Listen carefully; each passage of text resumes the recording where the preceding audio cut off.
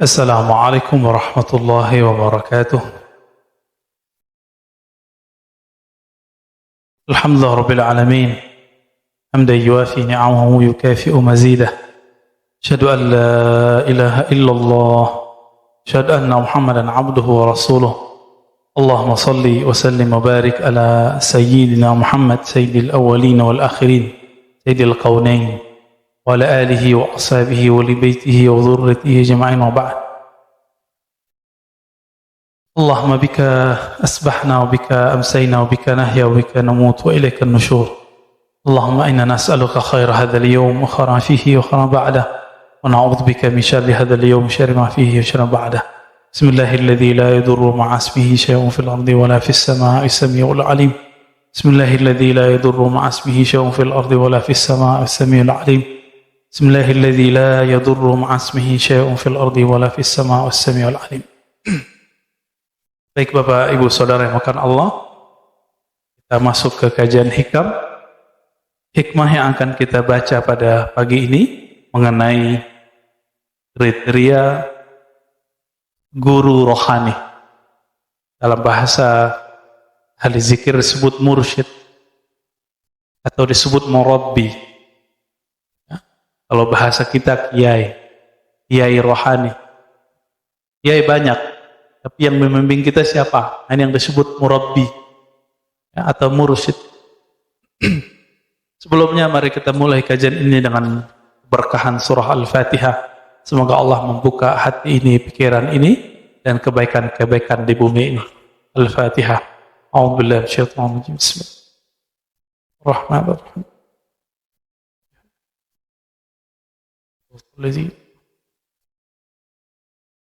Amin. Apa kata Imam Athaillah As-Sakandari? La tashab man la yunhiduka haluhu wa la yadulluka 'ala Allahi maqaluhu. Engkau tidaklah perlu berguru atau janganlah engkau berguru, bersuhbah. Jadi dalam bahasa Arab berguru itu disebut dengan istilah suhbah. Suhbah itu artinya kita bersahabat karib, dekat dengan seseorang yang mana kalau dia berbuat sesuatu, perbuatannya itu memberi efek ke dalam diri kita. Disebut dengan suhbah. Apa kata beliau? Jangan engkau bersuhbah, bersahabat dengan orang yang halnya, keadaannya dia tidak yunhiduka, tidak menumbuhkan nahdah. Apa arti nahdah? Kebangkitan rohani. Jadi kalau kita duduk bersamanya, melihat amalannya, bahkan melihat diamnya, itu membuat hati ini semangat untuk memperbaiki diri. Nah, berarti sudah mulai ketemu nih gurunya siapa. Jadi ketemu dia, kita kemudian sibuk dengan memikirkan bagaimana membersihkan diri, bukan untuk menjudge orang lain. Nah, ini coba hati-hati.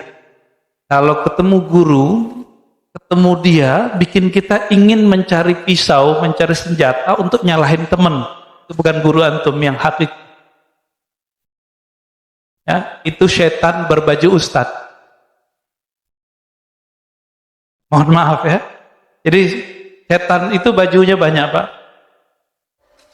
Pada waktu menggoda Sayyidina Adam, itu setan mengatakan inni laka nasihun amin. Aku ini wahai Adam nasih, pemberi nasihat, guru, kira-kira begitu. Guru yang amin, yang terpercaya.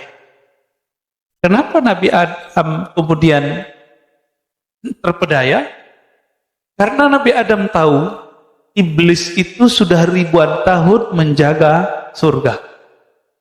Maka nasihun amin itu kalimat pendek, maknanya, hei Adam, saya ini sudah ribuan tahun di surga. Nama Arabnya iblis apa? Iblis itu gelar, Pak. Nama Arabnya Haris, penjaga surga. Nama bahasa Aramaiknya, bahasa Ibrani lamanya Azazil. Azazil. Itu ditulis dalam tafsir Ibnu Katsir dan tafsir-tafsir yang lain. Ternyata iblis itu ketika menggoda orang gak pakai kata-kata kotor. Dia pakai kata-kata yang lembut. Nasihun amin. Jadi gak ada iblis ngomong kasar, gak ada. Iblis pasti ngomongnya lembut. Pakai ayat, dalil. Hati Pak. Ya. Pakai ayat, pakai dalil. Sangat terbayang saat itu, sangat mudah membayangkan bagaimana iblis menyerupakan dirinya seperti orang yang ahli motivasi. Kiai yang sudah lama di surga. Ingin menggurui nenek moyang kita, kakek moyang kita, Sayyidina Adam alaihi salatu wassalam. Nah, berdasarkan ini, Imam bin Athaillah tidak memulai perguruan, kita berguru kepada orang melewat kalamnya. Jadi berguru kepada orang itu dengan halnya lebih awal. Apa halnya dia? Hal itu, Bapak Ibu yang makan Allah, artinya sesuatu yang berubah darinya. Jadi orang ini kalau dia berubah, bagaimana perubahannya? Apakah kalau dia berubah kondisinya, halnya dari duduk ke berdirinya, dari diam ke berbicaranya, membuat kita terkoneksi kepada Allah, semangat untuk beribadah, atau tidak? Dia kalau beramal sesuatu, membuat kita terinspirasi untuk mengamalkannya atau tidak? Kalau iya, berarti dialah murabbi kita. Dialah mursyid kita. Gitu.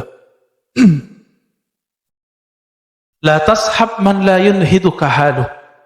Kamu tidak perlu berguru kepada orang yang halnya dia tidak membuat kamu bangkit.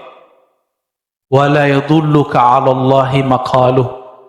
Kalau dia berkalam, kalamnya tidak menunjukkan engkau ma'rifatullah, mengenal kepada Allah. Nah, ada orang kalau kita berteman sama dia bikin kita semangat. Separuh dari syarat kemursyidan ada pada dia. Tinggal yang satu lagi. Apakah kalamnya berisi ma'rifatullah? Maka kesempurnaan seorang mursyid, seorang murabbi itu buah bibir di sini. Buah bibir di sini, Pak. Jadi setinggi-tinggi makom seseorang, katanya nembus langit, katanya nyantri di langit, terserah dia. Nanti ketika dia berkalam, apa kalamnya? Ini yang paling penting, Pak. Karena kalam itu tanpa dia sadari dia bisa naik ke atas lagi, atau dia Allah taruh ke tempat yang lebih rendah. Begitu dikatakan dalam riwayat Imam Al-Bukhari. Jadi banyak orang berbicara, dia tidak sadar kalamnya ini membuat makamnya naik. Tapi juga banyak orang tidak sadar ketika dia berbicara, kalamnya membuat Rasulullah tidak mau lagi memandangnya. Termasuk orang berbohong atas nama Nabi Shallallahu Alaihi Wasallam itu haram hukumnya. Secara rohani dia sudah di blacklist, nggak masuk dalam daftar aulia. Apalagi kalau tidak tobat kepada Allah Subhanahu Wa Taala. Ini lagi banyak ini ya. Mohon maaf Pak. Dulu di masa tabi'in, ada seorang tabi'in ingin menjilat, menghibur seorang raja, khalifah dari Bani Umayyah. Si khalifah ini suka main burung. Untuk menghibur sang raja, apa kata dia? Rasulullah SAW mengatakan bla bla bla bla, terakhir main burung. Untuk menghibur raja. Sekarang raja bukan presiden. Di negeri demokrasi, raja itu umat, masyarakat. Maka orang akan menjilat umat cuma untuk menyenangkan hati umat. Dalam ilmu hadis, orang begini mesti dipecat secara rohani. Ya? Gak boleh lagi. Dia bukan tataran para wali. Dia pembohong atas nama Rasul, maq'adahu minan nar. Tempat tinggalnya pasti neraka kalau dia nggak tobat. Ya, hadisnya mutawatir. Man kadzaba alayya muta'ammidan falyatabawwa maq'adahu minan nar. Siapa yang berbohong atas namaku sengaja, falyatabawwa maq'adahu minan nar. Siap-siap tempat tinggalnya di neraka. Mau dia siapa? Mau dia terkenal, mau dia nggak terkenal, mau kiai, mau hafiz, sama. Tolong berhati-hati dalam berguru. Ya, Jangan hal yang sekecil ini nanti merusak perjuangan kita. Hati-hati berguru. Udah tahu begitu masih berguru. Ya salam ya. Jahilun murakkab. Jahil terstruktur, Pak. Murakkab artinya apa? Gak sadar kalau dia itu jahil. Akhirnya khalifah ini ngusir orang ini. Kenapa? Dia kira khalifah nggak ngerti hadis. Khalifah di Bani Umayyah sebelum jadi khalifah nyantri dulu. Dengar ahli hadis dulu dia. Baik.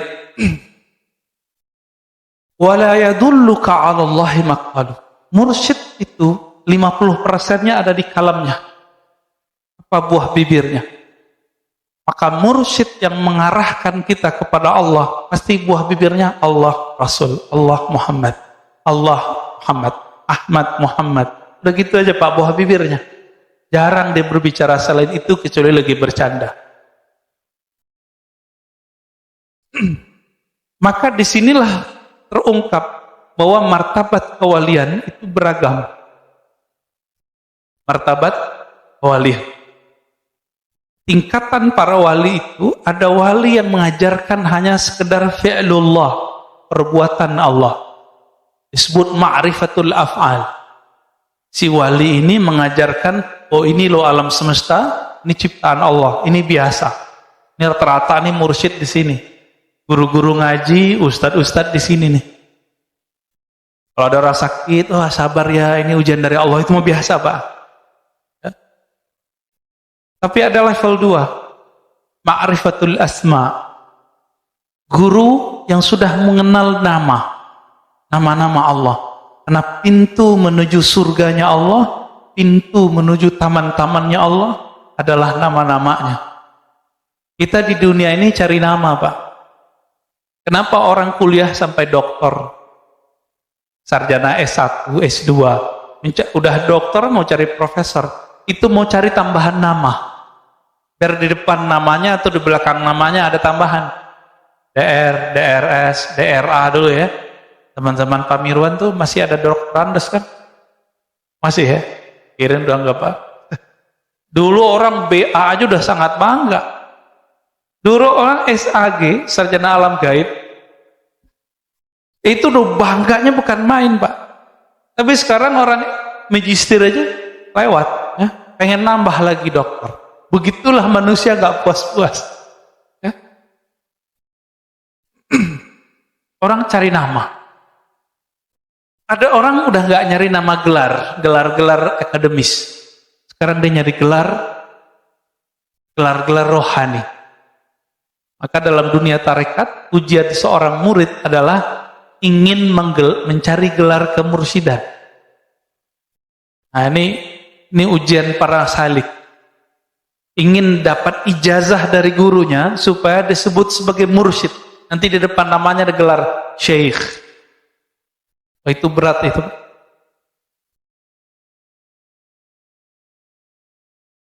Jadi mencari nama itu betul-betul hobi kita. Kita cari nama. Mulai dari gelar. Nggak cukup di situ, di masyarakat orang mau cari gelar. Pak RT, Pak RW, itu gelar juga. Kiai. Nah, kiai ini kan terbagi dua. Ada kiai yang diberikan oleh guru, ada kiai yang diberikan oleh jamaah. Mana yang lebih tinggi, Pak? Jamaah apa guru?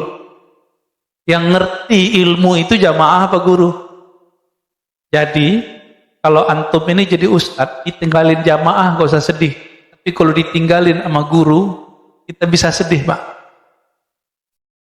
Paham itu? Kita ini beda sama jamaah nggak apa-apa, tapi jangan beda sama guru kita. Inilah perbedaan orang bersanad dengan tidak bersanad. Dia tidak takut dengan jamaahnya, dia takut kalau ketemu gurunya dia salah fatwa.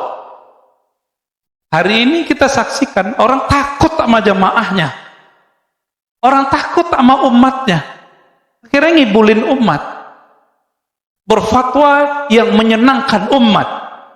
Bukan berfatwa yang kemudian membuat guru-gurunya ridho. Kalau guru kita ridho, Rasulullah pun ridho. Kalau Rasulullah ridho, pasti Allah pun ridho. Ini yang saya sebut tadi. Jika dulu orang menjilat kepada raja-raja, karena dulu monarki di zaman Bani Umayyah. Sekarang raja itu rakyat, umat. Maka orang sekarang kan menjilat kepada umat, mencari popularitas.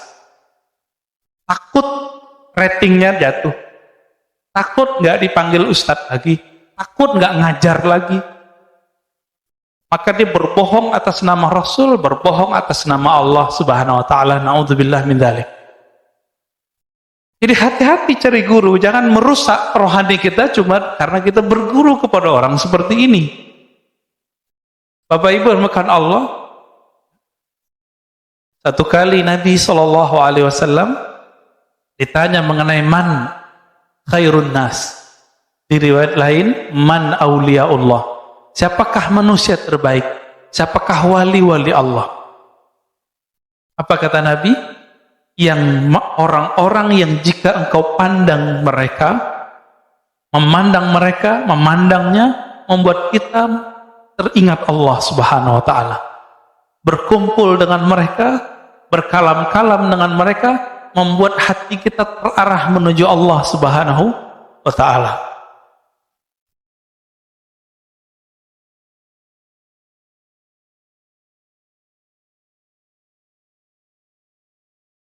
Maka dikatakan dalam kitab ini, Imam Az-Zarruq, Imam Ibnu Ajibah, apa kata beliau ketika menjelaskan kata kalimat di hikam? Was-suhbah fit tariq amrun kabir. Berguru itu dalam menjalani atau menempuh jalan kepada Allah itu amrun kabir. Ada perkara yang sangat penting. Kita kenapa milih anak untuk masuk sekolah A, sekolah B, padahal kurikulumnya sama? Karena kiainya, karena gurunya, karena ustadznya. Benar nggak? Kita mau bayar mahal cuma karena di sini ada sistem yang bagus, gurunya disiplin.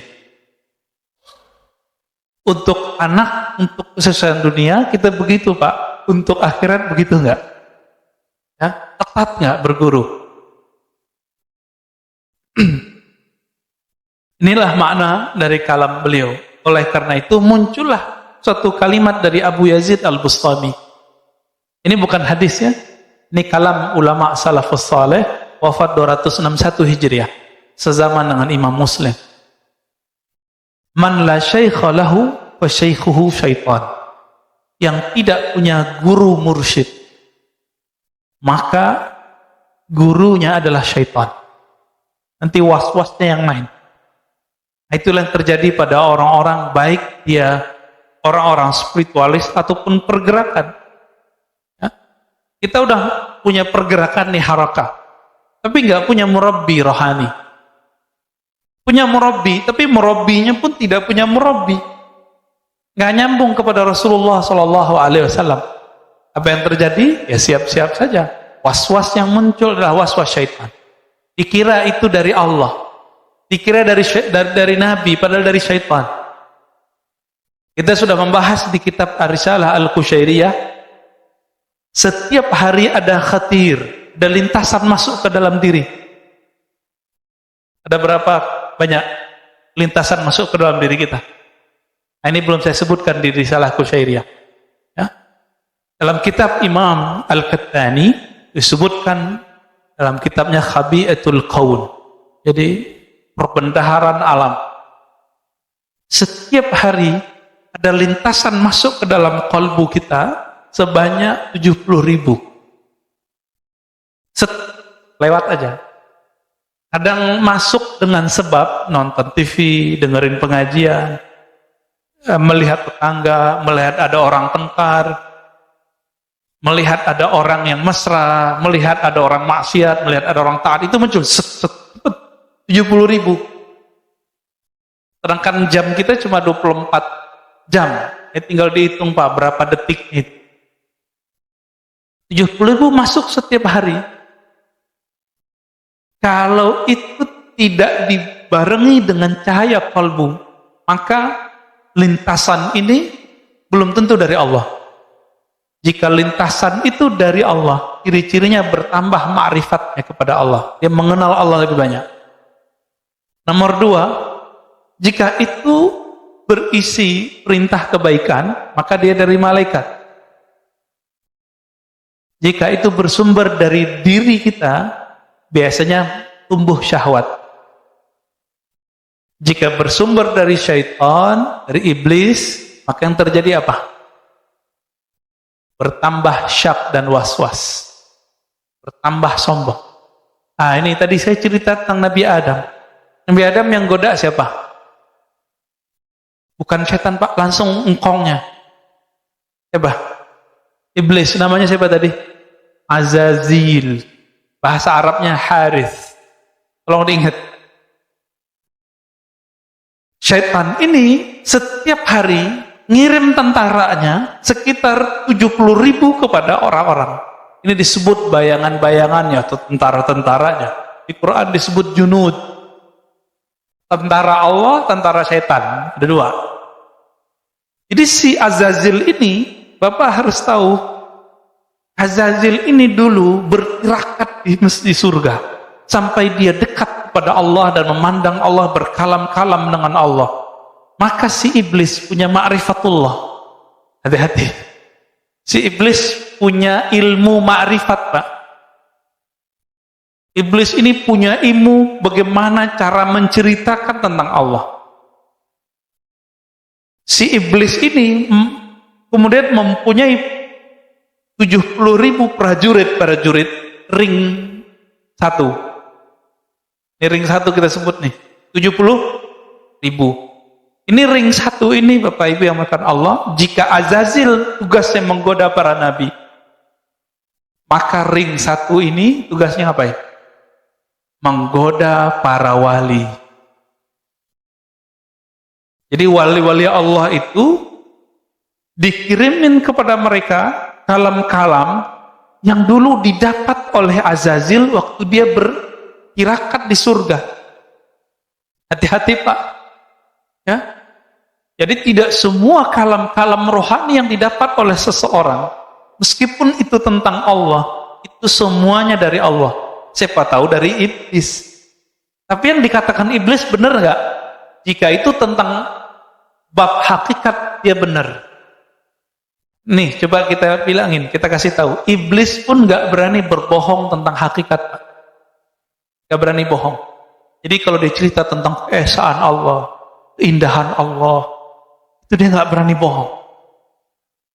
Maka ketika si tentara-tentara iblis ini, ring 1 ini turun kepada para wali, kalam yang didapat wali jika dia dapat ilham, itu persis sama seperti yang didapat dengan iblis. Persis sama. Kalau enggak, mana mungkin Nabi Adam bisa terpedaya? Mana mungkin seorang Barsisa itu bisa tergelincir? Tidak mungkin. Terus bagaimana caranya?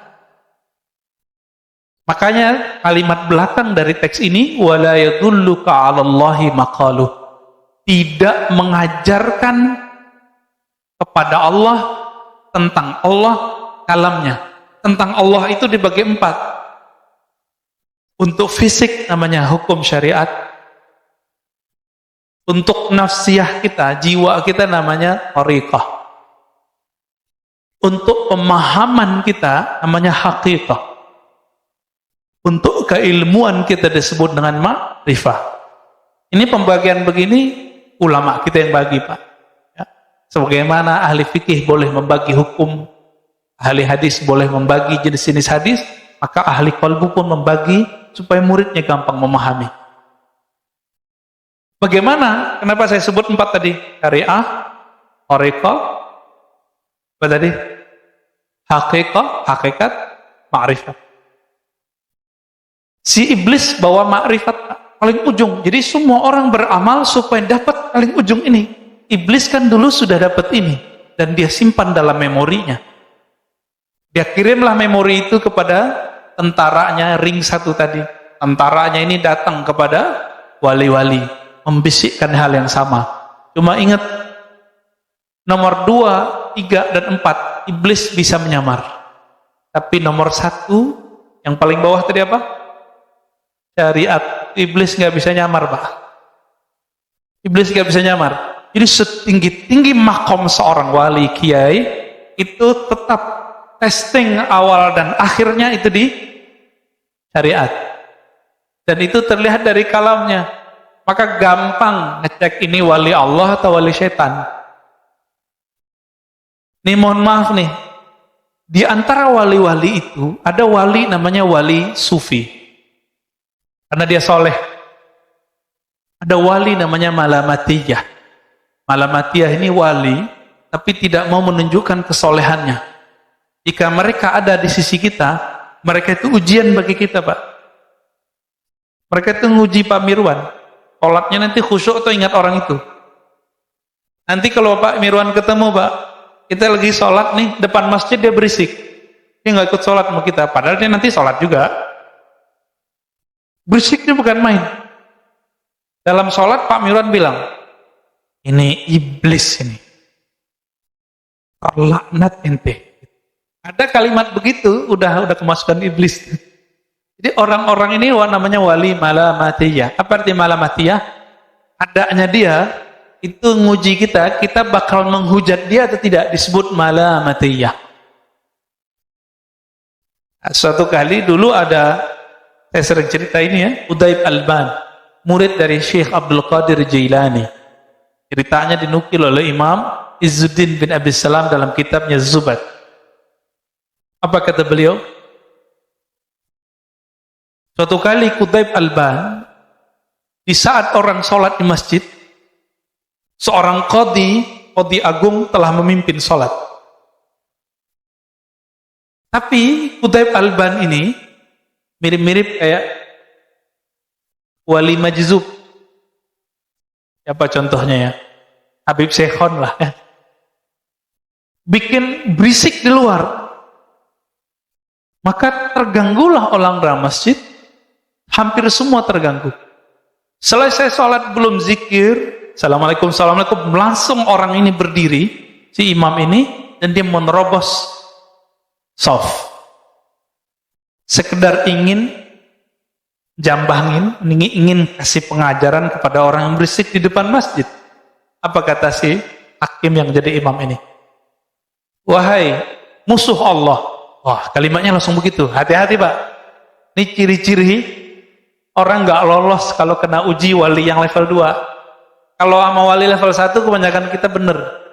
Ya bener, dia soleh, pakai serban, pakai gamis, pakai sajadah, pakai tasbih. Kita gampang tahu. Tapi kalau wali level 2 ini, kita susah mengenalnya. Dikata-katai lah ya, oleh si imam ini. Jadi imam ini, apa yang dia kata-katai dalam sholatnya, itu keluar semua. Ya, Udaib Alban senyum aja. Akhirnya Udaib mengatakan, wahai Tuan Hakim, Tuan Qadhi, Tuan Imam, semua gelarnya disebut. Apakah engkau mengetahui semua ilmu Allah? Apa jawaban dia? Enggak. Tahukah engkau wahai Tuan Qadhi, Tuan Hakim, akulah ilmu yang Allah engkau tidak tahu itu. Bingung dia. Baru situ Pak dia kemudian melepaskan orang ini. Baru dia sadar. Oh iya juga ya. Lagi sholat, kita terganggu nggak sama orang begitu. Ya, ini kejadian juga Pak waktu saya lagi khutbah di komplek tadi sono, orang lagi bangun di depan masjid, lagi khutbah, lagi sholat, datang dari tadi dia nggak datang. Pas kita lagi sholat, dia turunin tuh pasir. Orang nurunin pasir berisik nggak Pak? Masjidnya belum ditutup seperti ini, masih kebuka separuh. Berisiknya bukan main. Saya jadi imam. Ya dalam hati kita, waduh ternyata Udaib Alban zaman baru, kang pasir Pak.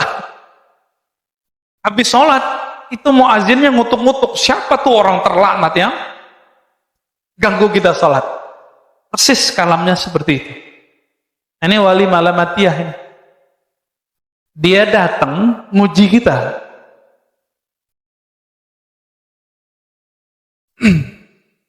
Tapi ada wali yang ketiga, wali setan. Ya, wali setan hati-hati Pak. Alamnya ma'rifat, ma'rifat, ma'rifat, ma'rifat, ma'rifat. diuji sedikit dengan syariat, dia mulai kemudian menghindari.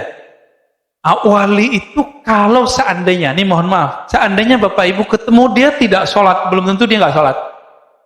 Kalau wali bener ya, kita ketemu dia kelihatan nggak sholat sama kita. Itu belum tentu dia nggak sholat, Pak. Gimana maksudnya? Ini seperti Qutayb Alban tadi. Masih ingat kisah Uwais Al-Qarni yang tidak sempat pergi haji, lalu semua bekalnya dia kasih ke temannya. Ketika temannya pulang, temannya mengatakan apa? Selamat ya ente haji mabrur. Jadi temannya menyaksikan bahwa dia tawaf di Masjidil Haram. Apa itu, Pak? Jadi wali-wali Allah ini salah satu khususan mereka, Allah buat diri mereka bisa mecah. Entah malaikatkah nanti yang jadi wakilkan. Ini bukan khurafat, Pak. Kita sudah banyak kitabnya. Dan zaman ini juga ada. Gak usah jauh-jauh. Saya punya teman baru belajar selawat, kangen raudhah. Temennya lagi di raudhah saudaranya. Apa kata dia? Loh, kok ada saudaraku di raudhah? Pulang-pulang dia tanya, ente kemarin umroh ya? Enggak, saya di Jakarta gitu. Jadi dia menyaksikan temannya yang sedang berselawat di raudhah, padahal temannya lagi di Jakarta. Itu kejadian, Pak, teman saya. Orangnya masih hidup. Orang biasa. Apalagi wali-wali Allah yang agung. Cuma ini jangan jadi alasan juga Jumatan di Mekah. Jam Jumatannya beda. Kita Jumatan di sini, sono belum Jumatan. Ya, itu nggak alasan juga ya. Hanya wali-wali tertentu yang boleh kita sebut dia Jumatan di sono. Nabi Muhammad SAW ya, itu lebih banyak mukjizatnya atau lebih sedikit dari Nabi Yakub, Nabi Yusuf? Mana yang lebih banyak, Pak? Nabi Muhammad. Di saat Nabi Yusuf tergoda di Mesir, Nabi Yusuf yang ada di Mesir, ayahnya lagi di Yerusalem. Dia melihat ayahnya hadir, lalu ayahnya mukul dia pakai tongkat. Bapaknya di kampungnya, dia lagi di Mesir, udah puluhan tahun gak ketemu, mau dipukul, rasa sama dia, padahal jaraknya jauh. Nah, ini ada, nanti silakan cari tafsir surah Nabi Yusuf di tafsir Ibnu Katsir. Ya, nanti ketemu. Bapak Ibu yang makan Allah, jadi wali-wali syaitan ini ngecek cuma satu, syariat. Dia nggak sholat nih, tapi dia mengingkari sholat nggak? Jadi wali palsu itu mulai muncul kalam di lisannya. Perlu tuh sholat, berarti dia wali syaitan. Inilah hebatnya Imam Syafi'i. Apa kata Imam Syafi'i? Kalau ada orang tidak sholat, tapi tidak mengingkari kewajiban sholat, dia masih muslim. Saya baru paham, Pak, di situ. Beda sama muridnya. Imam Ahmad bin Hanbal, orang yang nggak sholat, dia kafir. Imam Syafi'i sudah melihat kenyataannya. Banyak orang yang tidak menunjukkan dirinya sholat, tapi dia tidak mengingkari sholat. Ya, beberapa tahun berikut dia tobat, menjadi wali Allah, jadi kekasih Allah. Ini perlu kita ketahui juga. Allah memilih walinya di dunia atau semenjak alam azali, Pak. Al-Qadim, Allah Qadim. Lalu ada alam sebelum waktu. Alam sebelum waktu disebut dengan azali. Apa namanya? Azali. Jadi kalau ada kiai nyebut azal, itu dia maksudnya. Jadi belum ada pagi, sore, siang, belum ada kemarin, belum ada besok, belum ada sekarang. Itu azali. Alam azali, di alam azali ini Allah sudah hembuskan nafas, maka muncullah cahaya. Dan Allah sudah tetapkan siapa yang jadi wali-walinya. Jadi walaupun ini di dunia ini orangnya sekarang maksiat, selama dia tidak mengingkari syariat dengan kalabnya, maka dia mungkin nanti bisa jadi wali Allah. Bapak masih ingat kisah Fudail bin Iyad? Itu perampok, Pak. Fudail bin Iyad itu perampok. Jadi dia kalau ada orang lewat, Ya mirip-mirip kayak apa tuh kalau sekarang tempat yang sepi terus ada yang jambret gitu ya. Mirip-mirip begitu. Ini Fudail. Tapi karena rohnya adalah bibit kewalian, ada satu saat membuat dia nanti di titik baliknya dia menjadi kekasih Allah Subhanahu wa taala. Junaid al-Baghdadi itu jadi kekasih Allah karena apa? Titik baliknya, rohaninya sudah jadi wali tapi dia belum sadar. Junaid ini kan pegulat. Dia pegulat. Jadi kalau gulat Pak Mirwan sekali sentil jatuh ya. Junaid. Jadi kalau sekarang jawara lah. Suatu kali untuk hal yang lebih besar, hadiahnya gede, dia berlawanan dengan seorang Habib zuriat Rasul. Apa kata Zuriat ini udah tua? Junaid masih muda. Maka wali ini bisa saya jadi muda. Hei Junaid, ente tahu nggak siapa saya? Saya adalah zuriat Nabi. Saya banyak hutang. Saya banyak anak. Saya butuh fulus untuk bayar hutang dan memberi anak saya makan. Nanti kalau ente sayang sama Nabi, sayang sama zuriat Nabi, pura-pura kalah ya. Oh berat Pak. Mau dapat ribuan dinar, tapi dia harus ngalah. Akhirnya dia pura-pura jatuh dan pura-pura kalah. Disitulah dia jadi wali. Ketika dijatuhkan, di situ Allah kemudian angkat kalbunya, karena dia mencintai zuriat Nabi sallallahu alaihi wasallam. Mencintai zuriat Nabi belum tentu kita mengikuti kalamnya, belum tentu kita mengikuti perbuatannya. Cinta aja. Apa kata Nabi? Hibbu ahla baiti hubban li. Cintai ahlu baitku karena engkau mencintaiku. Batas itu. Jika ahlu bait ini tidak ikut Nabi, kita nggak ikut. Kita nggak ada urusan.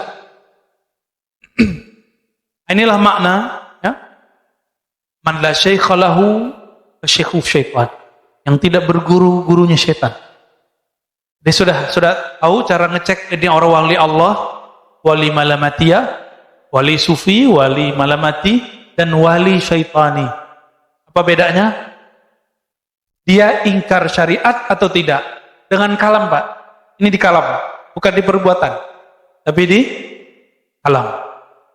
Jadi mau dia bermaksiat 70.000 kali setiap hari, selama dia tidak menghalalkan maksiatnya, dia bisa berbakat jadi wali.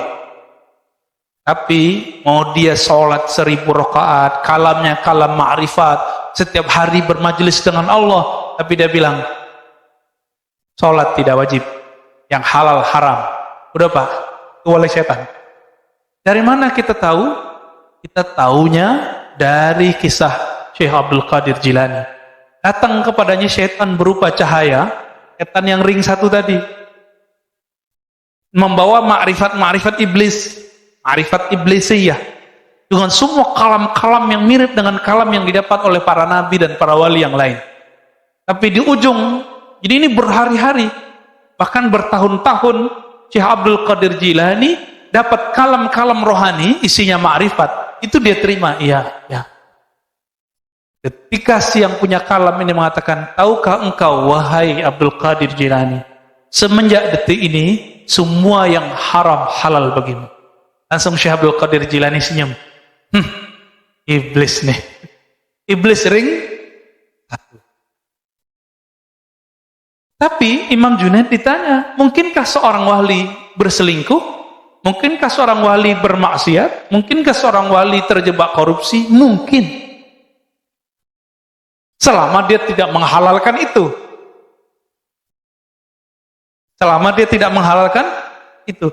Itulah rahasianya. Kenapa pembohong atas nama Rasul langsung tempatnya di neraka Pak? Karena di kalam. Di kalam ini penting sekali.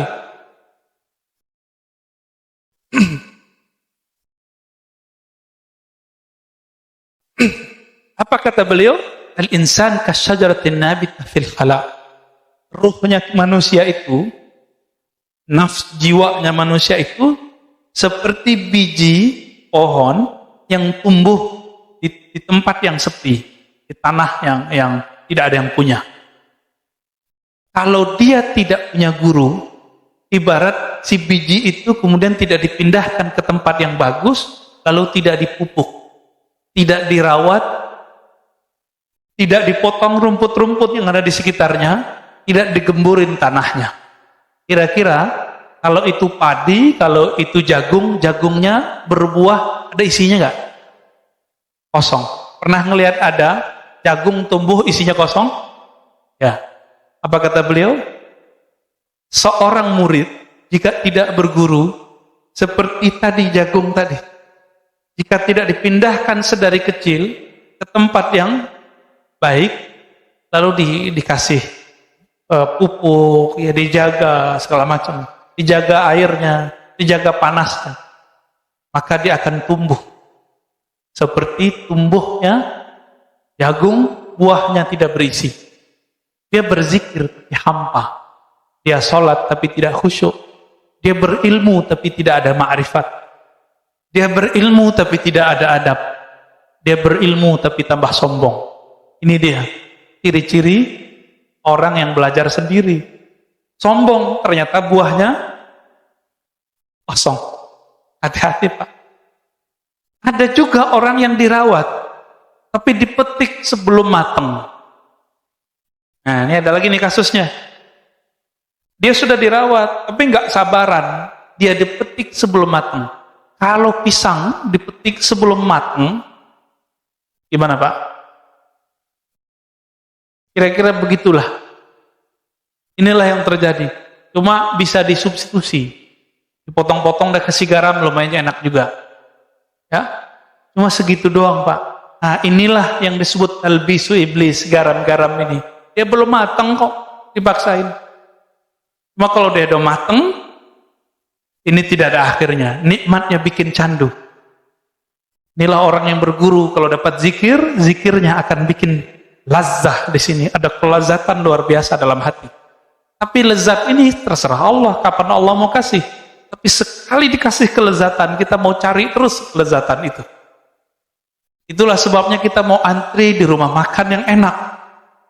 Kenapa? Kita nggak sabar. Ini lidah cuma sejempol Pak lidah kita, itu bisa memperbudak orang mau antri. Benar kan?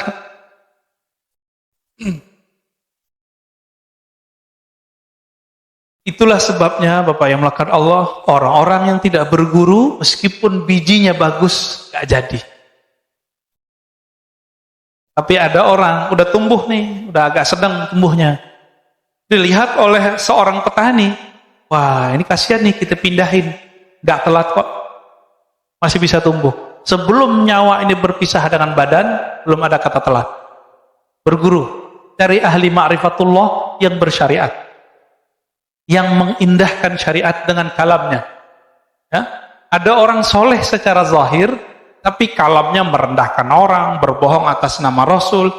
Kita nggak masuk itu. Kita nggak masuk itu, Pak. Ya? Ini sudah melanggar adab-adab Nabi. Nah, di sini bagian terakhir yang mau saya sampaikan. Masih panjang ya, mau syuruk. Ada kriteria syekh yang ideal. Mau cari guru yang ideal, ini dilengkapi di sini oleh Imam Ibnu Ajibah mensyarah kitab Hikam. Ilmun sahih. Pertama, ilmunya harus sahih. Itu yang tadi saya katakan.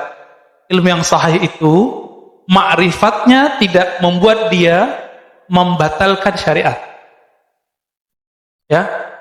Sekarang kebalikan, antum punya guru kebalikannya. Dia syariatnya bagus tapi dia membatalkan ilmu hakikat. Banyak hari ini? Banyak. Mulai dari yang mengingkari ilmu tasawuf, ilmu ma'rifat, yang memusuhi mereka, yang menzindik-zindikan mereka, itu banyak. Sampai yang berbohong atas nama mereka, banyak. Itu sama semua tuh. Gimana Pak? Jangan-jangan kita berguru sama mereka nih. Ini syariatnya oke, jadi ilmu syariatnya bagus, tapi ilmu hakikat dia batalkan. Ciri-cirinya sederhana, dia ngomong, gak ada tuh ilmu hakikat, gak ada tuh tarekat, gak ada tuh tasawuf zindik. Ini kalau udah ngomong begini ya salam ya. Jadi berarti ilmunya belum sahih. Sebaliknya ma'rifatnya tinggi tapi dia mengingkari syariat, batal. Wa dzauqun sharih, zauq yang sharih. Apa arti zauq? perbedaan antara ahli qalbu dengan ahli fikih satu aja Pak. Ahli kalam, ahli akidah. Ahli akidah, ahli tauhid itu sering bercerita tentang Allah beristawanya gimana, turunnya gimana, sifatnya berapa, sifatnya begini, sifatnya begitu, takwil boleh atau tidak, pembagian tauhid. Namanya orang ahli tauhid, ahli di teori. Tapi orang ini kebanyakan tidak merasakan kehadiran zat yang dia ceritakan.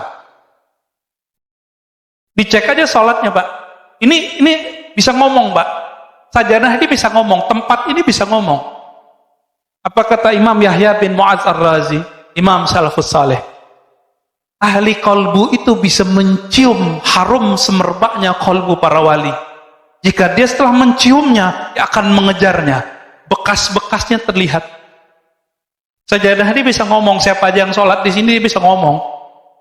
Kalau kolbu kita harum, kalau kolbu kita ada nur di situ. Dia bisa cek siapa aja yang sholat di situ. Kenapa? Tempat-tempat di bumi dia bermunajat kepada Allah. Ya Allah, tolong buatlah atau takdirkanlah orang yang menginjakku pagi ini orang yang berzikir kepadamu. Jadi jangan sembarangan Pak. Ini namanya apa nih Pak? Lantai ini. Batu apa namanya? Marmer. Batu marmer itu sebanyak ini batu marmer di dunia, ada yang jadi istana, ada yang di rumah, ada yang jadi masjid. Itu enggak sembarangan Allah pilih. Itu si batu dulu pernah berdoa tuh. Karena batu itu ada spiritnya. Makanya Nabi ketika bersandar ke satu tiang, tiangnya menangis saat Nabi pindah ke mimbar. Kenapa? Di dalam tiang itu ada spirit yang Allah tiupkan juga di situ. Lalu Nabi ngomong, kamu pilih di surga. Kalau dia di surga, maka dia dikeluarkan spiritnya dari si kayu, dia dikembalikan ke spirit aslinya. Atau engkau tetap menjadi sandaran ke dunia. Baru diam Pak. Ini Nabi itu berbicara ke tiang dan itu terdengar oleh sahabat-sahabat. Nangisnya tiang itu. Zaukun sarih, zauk yang sarih, zauk yang jelas. Perbedaannya cuma satu. Ahli qalbu merasakan Allah, sedangkan ahli akidah menteorikan Allah. Nah, di bab teori ini banyaklah orang salah menyalahkan. Ya. Seorang ustadz mengatakan apa? Akidah Asy'ariyah, orang belajar sifat 20 sesat. Banyak Pak. Alhamdulillah masjid ini beberapa tahun yang lalu sudah berhasil mengkat orang ini tidak ngajar lagi di sini. Tempat bejibaku juga ya. Alhamdulillah. Ya. Itu guru-guru Bapak semua di kampung dulu, kiai-kiai kita di kampung itu dianggap sesat sama dia. Dia minta ngaji di sini, tapi giliran ngajian kita dia nggak mau hadir. Ya kan? Nah, ini problem ini. Ini zauknya nggak sorry, cerita tentang Allah tapi nggak merasakan. Dalam sholatnya dia membayangkan dia mau ngomong apa, ya? Menyiapkan materi mau diceramah apa. Orang-orang ini zauknya tidak sharih. Zauk yang sharih, lisannya membaca nama Allah, qalbunya merasakan yang punya nama. Disebut dengan zauk yang sharih. Jadi lisannya dibenarkan oleh qalbunya seiring dengan lisannya. Baru disebut zaukun sharih. Jadi enggak sandiwara. Ya. Ya banyak, saya udah ketemu banyak ahli zikir Pak yang pura-pura nangis depan muridnya juga ada. Ya, sebelum ketemu dia bahasa-bahasain dulu matanya. Kita lihat. Ya semenjak saat itu saya nggak mau lagi ikut kajian dia. Ya. Kita melihat kepalsuan-kepalsuan itu ada. Orang mengira ini kesalahan ahli zikir kalau tidak berguru atau berguru mentok ditinggalin gurunya. Dia kira puncak dari zikir nangis. Enggak. Puncak dari zikir adalah ma'rifatul mazkur. Mengenal siapa yang dizikirkan, itu puncak dari zikir, bukan nangis. Ya, orang susah juga bisa nangis, orang kejepit kakinya juga bisa nangis. Ya, orang lagi ada masalah, terus sholat nangis, apakah ma'rifatnya tinggi? Enggak. Jadi standar keimanan seseorang bukan karena dia bisa nangis, Karena nangis itu si iblis waktu menggoda Adam, dia nangis-nangis, Pak. Gak nyampaikan ke kita riwayatnya? Iblis itu waktu goda Nabi Adam, dia nangis-nangis, Pak. Jadi jangan terdaya oleh tangisan. Wala yaghurrannakum billahil ghurur. Orang bawa-bawa nama Allah, bawa nama Rasul untuk menyentuh kalbu. Tapi ternyata itu waswas syaitani. Ciri-cirinya itu dia berbohong atas nama Rasul sallallahu alaihi wasallam. Ya, aslinya gergetan, Mbak. Ya, dengan orang yang berbohong nama Rasul itu. Cuma karena kita sudah dapat ilmu zikir, ilmu ma'rifat dari guru-guru kita, udah kita nanggepinnya santai aja. Gak tega sebenarnya. Ya.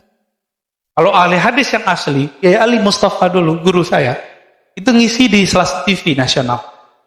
Ada seorang ustadz membacakan hadis itu dhaif jiddan, sangat lemah. Tapi populer. Ramadan awalnya rahmat, ngahannya maghfirah, akhirnya itqu minan nar. Dibacakan oleh si ustadz ini, dia nggak sowan dulu sama kiai. Udah jelas ada kiai minta izin kayak nanya dulu, Pak Kiai ini saya mau bacain hadis ini, Bu. Sahih apa enggak? Main baca-baca hadis aja. Inilah rahasianya. Kenapa ahli hadis mengatakan Allah yuhadditsa bihadrati man huwa aula. Jangan kamu menyampaikan satu hadis berceramah, memberikan motivasi di depan orang yang lebih utama darimu. Kita tambahkan illa biizni, kecuali dengan izinnya, ridhonya. Bapak kalau lihat 2010 itu orang dibantai oleh Kiai Ali Mustafa Yaqub. Ya. Langsung diambil mic ditanya, "Kamu tahu enggak ini hadis riwayat siapa?" Ini sahih apa enggak? Si ustadznya bilang sahih, saya enggak ingat ya. Dia bilang sahih, saya ingat itu. Dibantai habis-habisan. Ini hadis dhaif jiddan. Riwayat Imam Ibnu Huzaimah meragukan kualitas hadisnya. Ente sampaikan ke manusia. Tapi manajernya enggak berani marah sama kiai hadis. Galak duluan soalnya. Baik. Kemudian ada himmah aliyah. Si guru ini nggak boleh dia orangnya mudi. Tahu mudi nggak, Pak? Mutan. Si guru ini karakter ketiganya semangatnya tinggi, langsung sampai kepada Allah. Ciri-ciri orang begini, dia ini hatinya sensitif, tapi dia mengalah dengan hati yang sensitif itu untuk kepentingan jamaah murid. Jadi biarlah saya makan hati, yang penting jamaah saya nyampe kepada Allah. Bukan malah ngibulin jamaah. Ya. Dia mau berkorban untuk muridnya, berdoa untuk muridnya, siang malam dia mendoakan muridnya, melebihi dia mendoakan anaknya sendiri. Ini yang disebut himmah aliyah. Udah ketemu belum Pak guru begini? Mendoakan murid tiap hari. Orang tua aja cuma doain anaknya, biar dapat rezeki yang banyak. Mana orang tua berdoa, ya Allah, kumpulkan kami bersama keluarga kami, anak-anak kami di surga. Lapangkan rezekinya, masukkan dia ke surga. Jarang kan yang doa begitu? Rata-rata berizki, kayaknya hidup rezeki doang. Kalau guru lebih dari itu, guru mendoakan, ya Allah mudahkan hidup murid-muridku. Kumpulkan kami bersama nabimu di surga. Guru, yang disebut himmah aliyah, imahnya gak cetek. Ya? Maka guru begini, dia punya akses syafaat. Walaupun dia tidak bisa memberi syafaat secara mutlak, dia harus dapat izin dulu dari Nabi Muhammad SAW. Wahalatun mardiyah. Nah, kondisi orang ini, kondisi itu ada dua. Kondisi rohani, kondisi fisik. Kondisi di sini adalah kondisi rohani. Kalbunya hanya berisikan nama Allah, ma'rifatullah, bukan dunia.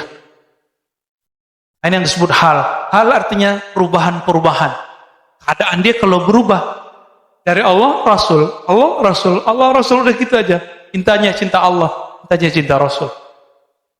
Kalau sudah ketemu orang begini, Bapak ambil ilmu dari dia. Karena apa? Karena dialah yang disebut al-mursyid al-kamil. Mursyid yang ideal. Yang pertama apa tadi? Ilmunya sahih. Syariat, tarekat, hakikat, ma'rifat. Tidak boleh bertentangan. Yang kedua, zauqun Sarih. Dia lahir batinnya sama. Jadi lisannya dibenarkan kolbunya, kolbunya dibenarkan lisannya. Yang ketiga,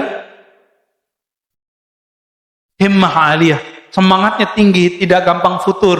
Yang gampang futur siapa? Futur ini don, mudi, itu jamaah murid. Tapi kalau guru nggak boleh futur, ya nggak boleh tersinggung dikit, kemudian nggak mau ngajar lagi, nggak. Ya. Yang keempat, Pak Mirwan senyum-senyum, kayaknya ada yang kena nih ya. Yang keempat, halnya mardiyah. Jadi dia kalau berubah, perubahannya selalu mengarah pada ridha Allah Subhanahu wa taala. Semoga kita bertemu dengan mereka, semoga kita menjadi murid-murid mereka. Amin ya rabbal alamin. Baik, ada yang mau didiskusikan, Pak? Langganan terus, nggak ada tanya politik, Pak ya. Ya.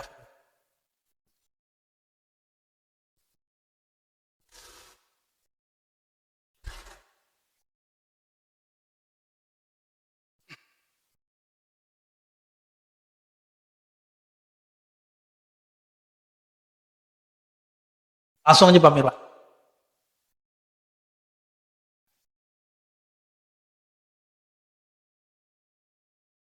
Itu nggak sabar ini. Assalamualaikum warahmatullahi wabarakatuh. Waalaikumsalam warahmatullahi. Pak Ustadz tadi katakan bahwa hadis yang mengatakan sepertiga waktu Ramadan tadi itu kan dhaif. Tolong ini sering-sering sampaikan, mau di masjid sini atau manapun, supaya jangan ini terulang terus. Setiap tahun begitu, ternyata dhaif. Kita baru tahu sekarang ini itu dhaif, ya. Supaya jangan dosa itu terus-terusan berjalan gitu, kira-kira mencegahnya. Insya Allah. Tuh. Yang kedua mengenai guru, ya. Kalau menurut saya dengan adanya perkembangan teknologi, orang sudah cenderung bukan seperti orang dulu lagi, taat kepada gurunya. Tapi sudah mulai agak berpecah, ya terpecah karena banyak guru-guru lain yang di medsos. Nah, ini pengaruh ini perlu juga dikasih. Yang ketiga mengenai ini tadi, kalau orang berbuat salah atau berzina dia, tapi dia tidak mengatakan berzina itu benar, tapi dia melakukan, ya. Nah, apakah ini yang dimaksud yang Ustaz sampaikan tadi, bahwa dia itu sebenarnya bisa saja nanti di akhir hidupnya dia menjadi wali? Kalau saya melihatnya begitu dia sudah melakukan, berarti salah dia, gitu kan? Biarpun dia tidak menyatakan itu salah secara lisan, tapi secara perbuatan dia sudah melakukan itu. Demikian. Assalamualaikum warahmatullahi wabarakatuh. Orang itu mengira jalan menuju Allah itu cuma lewat taat. Tapi Bapak coba, udah bertahun-tahun taat, sholat tahajud nangis nggak? Antum sholat tahajud langsung nangis bisa nggak? Belum tentu, saya jamin belum tentu. Paling kantuk-kantuk. Tapi kalau orang yang taat ini, dia merasa taat, akhirnya merasa suci, Pak. Jika Allah sayang sama dia, berarti dia kekasih Allah dong. Allah celupkan dia sesekali ke dalam zulumatil maksiyah, zulumatil zunub. Allah celupkan dia sesekali kepada kegelapan maksiat. Ketika dia dicelupkan sekali, dia merasa dirinya kotor, lebih kotor dari semua pemaksiat di bumi. Disitulah dia jadi wali Allah. Bukan berarti dia menghalalkan perbuatan maksiatnya, mau itu korupsi, meninggalkan sholat, mau apapun selain syirik ya. Yang nggak mungkin jadi wali itu musyrik doang, nggak mungkin bisa jadi wali. Orang musyrik, syirik terbagi dua, ada zahir, ada batin. Syiriknya batin itu namanya riya. Riya ini yang masalah. Riyanya jamaah ingin dilihat sholat. Riyanya ustadz lebih ganas, Pak. Riyanya ustadz ingin disebut ustadz istiqomah, ingin disebut ustadz pendirian, ingin disebut ustadz anti dan pro. Anti siapa, pro siapa, Bapak terjemahin sendiri. Ini sama, ini mainan semua, ini mainan iblis semua ini. Mau anti pemerintah, mau pro pemerintah. Mau anti fulan, mau pro fulan. Standar kawalian bukan dari situ, tapi dari kolbunya. Kita kan terjebak hari ini. Bagi kita, orang yang pro si anu, pro ini, berarti dia nggak wali. Orang yang anti ini wali. Bukan begitu cara ngecek kewalian. Gak ada di kitab begitu, Pak. Gak ada di Quran begitu. Gak ada dalam ilmu ma'rifatullah begitu. Gak ada. Justru Imam Al-Qushairi menukil ya, daftar orang-orang wali. Itu kan yang saya bacakan selama lebih dari setahun. Itu daftar wali-wali, Pak. Ternyata mereka punya masa lalu yang gelap. Imam Junaid, tadi masa lalunya tukang gulat, berjudi dengan gulatnya. Imam siapa tadi? Fudail. Dia ternyata perampok. Siapa lagi? Banyak sekali. Ibrahim bin Adham, itu anak raja. Anak raja tahu sendiri, ya. Itu perempuan bagi dia banyak suka-suka dia, Pak. Ibrahim bin Adham. Tapi Allah berkehendak lain kepadanya. Itu sebabnya kita nggak boleh menjudge orang-orang yang maksiat itu sekarang, sebagaimana kita tidak boleh memuja-muji orang yang taat hari ini. Sama apa nggak boleh? Santai aja. Kita lihat saja nih, halnya mardiyah atau tidak. Maka yang terakhir ditaruh paling belakang. Halnya mardiyah atau tidak. Hal itu zahir batinnya. Dia kepada Allah atau enggak? Nanti tinggal dicolek, Pak, pemaksiat itu. Dia nangis gak kalau dia ingat maksiatnya? Berarti dia punya bakat itu jadi wali. Bapak masih ingat seorang perempuan pelacur dengan air 1 gelas. Ya dulu gelas itu orang pakai sepatu. Jadi wali Allah. Masih ingat ada orang bunuh 99, dilengkapi bunuh ulama yang mengkafir-kafirkan dia 100. Jadi wali, Pak. Kok bisa jadi wali? Allah nggak adil, ulang lagi syahadatnya bilang Allah nggak adil. Ya? Teman saya bilang Allah nggak adil, saya ulang, Pak, syahadatnya. Alhamdulillah dia mengulang syahadatnya. Suka-suka Allah dong. Allah tidak boleh ditanya dia berbuat apa. Yang ditanya itu kita. Ini permainan, Pak, permainan semua. Bersisa kurang zikir apa dia? Ratusan tahun dia beramal, muridnya udah nggak sempat lagi, Pak. Jadi tempatnya masjid kayak gini, udah nggak muat. Muridnya disuruh naik, kamu naik. Bersaf-saf ke atas tuh naik. Duduknya bukan di bumi lagi. Tapi Allah batalkan kewaliannya. Ternyata dia bukan wali Allah, tapi wali syaitan. Zahirnya taat, tapi halnya tidak mardiyah. Halnya tidak diridhoi. Inilah makna kalam Abul Hasan Syazili. Apa kata beliau? Silakan diamalkan, Pak, doa ini pakai bahasa Indonesia. Kalau diterjemahkan, ya Allahumma ja'al sayyiati sayyiat man ahbabta. Ya Allah, jadikan aku jika berbuat salah, jika terjebak kepada maksiat, jadikan aku orang yang salah dan bermaksiat, tapi engkau cinta kepadaku. Kalau Allah cinta kepada kita, kita buat salah, nanti Allah selamatin nggak kita? Apapun caranya nanti, orang yang dicintai Allah ini wali, pasti diselamatin. Itu. Bapak kalau saya sama anak takut petir, dia lagi jalan.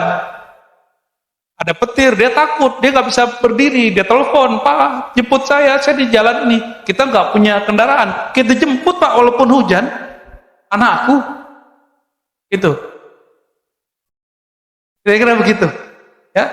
Jadi jangan terpedaya dengan banyaknya taat. Jangan terpedaya dengan tingginya ma'rifat. Selarasan 4 ini penting kita lihat. Insya Allah next kita ulang-ulang tuh hadis, Pak, ya. Ya, mari silakan di belakang. Yang lain ada di belakang, ya.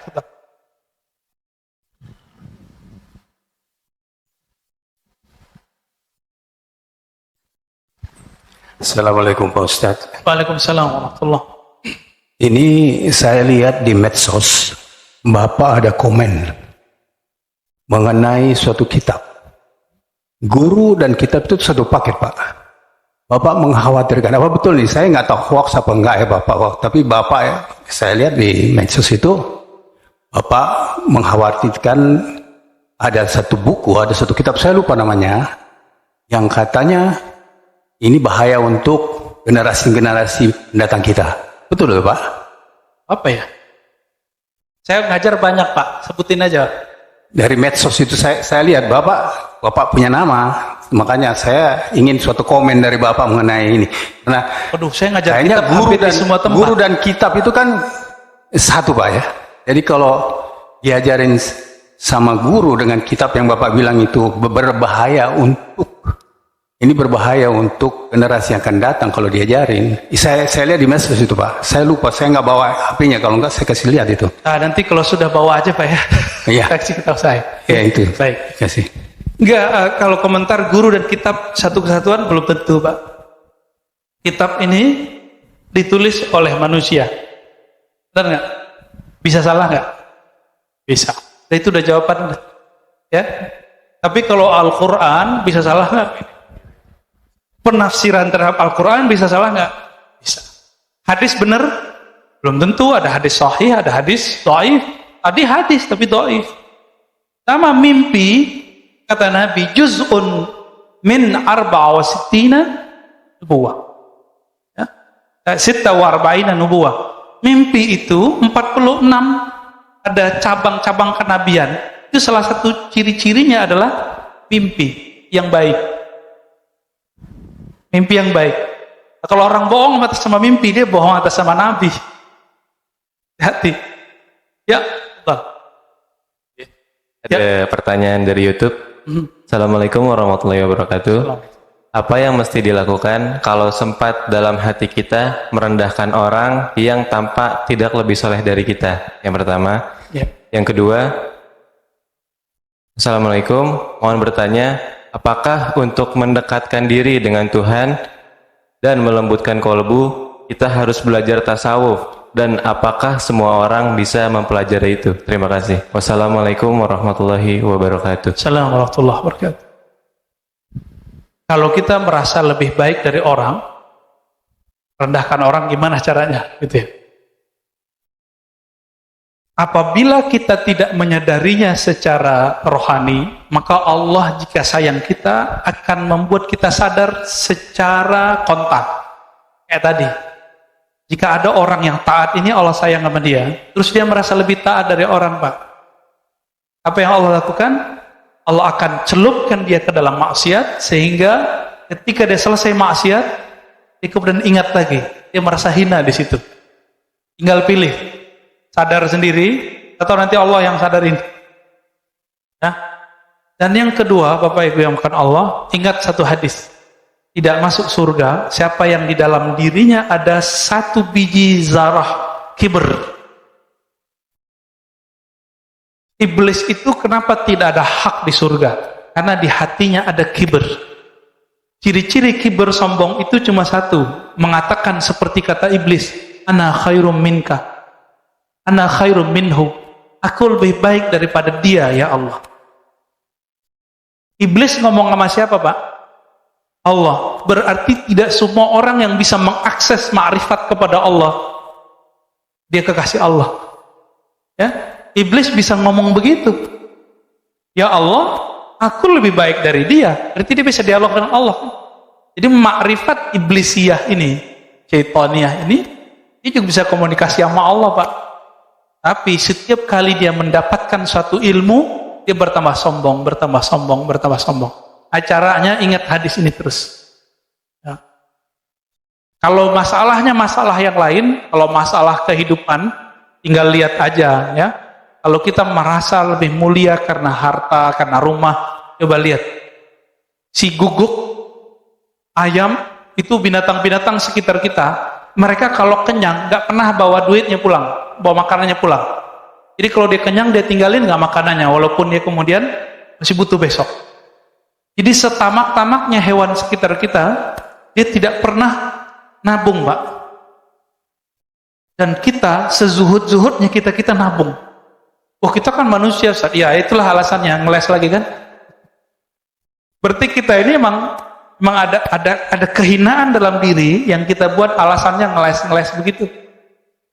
Nggak ngelarang nabung, Pak ya. Ya, fadhal. Terima kasih Ustaz. Assalamualaikum warahmatullahi wabarakatuh. Assalamualaikum. Ustaz, mohon penjelasan. Tadi ada Ustadz katakan bahwa setiap hari ada 70.000 lintasan-lintasan hati yang kadang sebagai awam dan fakir itu bagaimana mensikapinya Ustadz?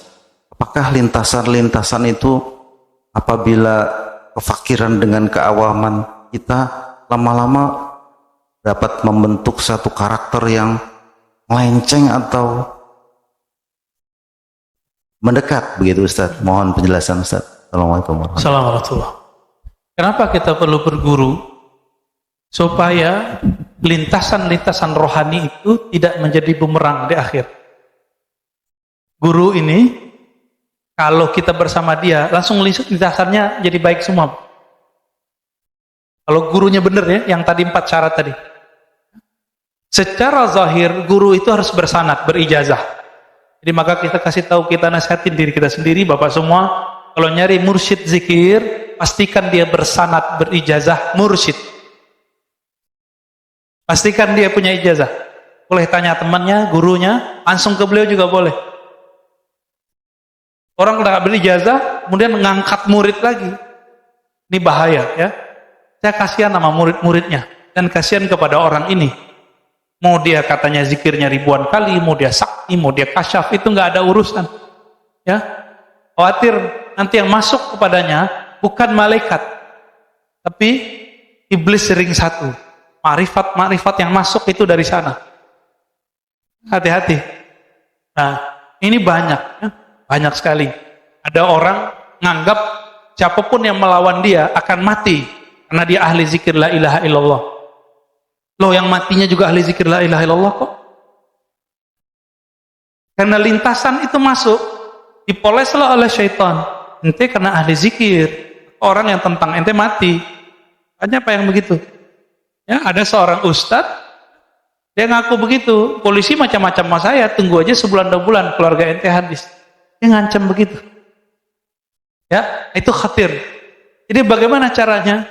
Dia harus punya guru yang ahli mengerti khatir. Itu sebabnya di zaman Rasulullah, setiap pagi majelis Nabi itu mereka setoran mimpi. Setoran mimpi, Pak. Karena mimpi itu bagian dari khatar. Ini belum jelas setoran mimpinya apa, udah cerita aja kepada orang. Ya? Baik, kira-kira begitu, Pak. Kita cukupkan, semoga pagi ini diberkahi oleh Allah. Lintasan yang masuk ke kalbu diridai oleh Allah Subhanahu wa taala, bertemu guru yang Allah ridai juga, hingga kita menjadi hamba yang diridainya. Rabbana atina fid dunya hasanah fil akhirati hasanah wa qina adzabannar. Allahumma rzuqna hubbak wa hubba ma yuhibbuk waj'al lana al-'amal alladhi yuballighuna ila hubbik. Ya Allah, beri kami cintamu, cinta orang yang mencintaimu, dan berikan kami keistiqomahan mengamalkan satu amalan yang menghantarkan kami kepada cintamu. Allahumma salli ala nabiyina Muhammad walhamdulillah rabbil alamin. Subhanakallahumma wa bihamdika asyhadu an la ilaha illa anta astaghfiruka wa atubu ilaik. Assalamualaikum warahmatullahi wabarakatuh.